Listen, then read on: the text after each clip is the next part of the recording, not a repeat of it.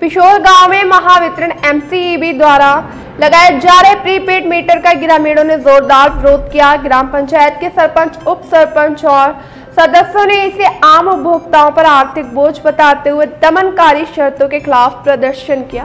ग्रामीणों का कहना है कि एक उपभोक्ता से करीब 12,000 रुपए की वसूली अन्यायपूर्ण है। उप सरपंच बाला साहेब जाधव ने स्पष्ट किया कि जब तक गांव में air bundle, cable, fuse box की मरम्मत और डीपी पर मीटर लगाने का कार्य पूरा नहीं होता, तब तक किसी भी प्रकार का मीटर लगाने की अनुमति नहीं दी जाएगी।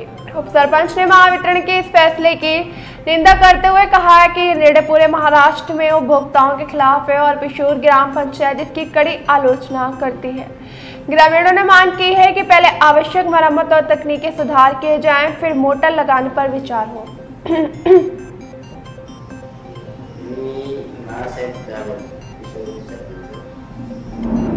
आज आपल्या Pishor Mahavitaran company meter, post meter, काही स्पॉट मीटर म्हणून मीटर बसवण्याचं काम सुरू केलं।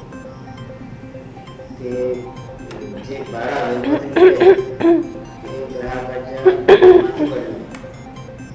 मीटर बिलातून कट करणं आणि पूर्ण महाराष्ट्रात सगळ्या लोकांनी हाणून काढली, बंद केली। पिशोर एमएससी चालू केली, आपण बंद केलं। पिशोर ग्रामपंचायतचा या स्कीमला सरासरी स्पष्टपणे विरोध व्यक्त केला जात आहे।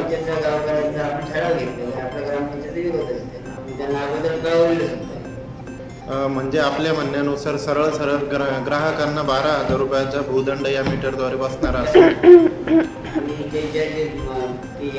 त्यांचे जे स्वतःचे काम आहे ते सोडून आता शासनाचे किंवा बोर्डाची गाईडलाईन्स डीपी तिचे बॉक्स दुरुस्त, एअरबनची केबल, नंतर बरेच काम बाकी ते केल्याशिवाय पुढचे कोणतेच काम करू नये असं शासनाचे आणि बोर्डाची गाईडलाईन्स। JR असून सुद्धा एमएससीबी मनमानी करत आहे। मनमानी करत ते सध्याच्या जोपर्यंत शासनाच्या आणि बोर्डाच्या गाईडलाईन्सनुसार जे काम करणार नाही तो पण आम्ही बसू देणार। पिशोर गावातील नागरिकांना आपण सरळ सोशल मीडियावरती आवाहन केलेलं आहे की मीटर बसवू नका आणि कुठल्याही प्रकारच्या जर काही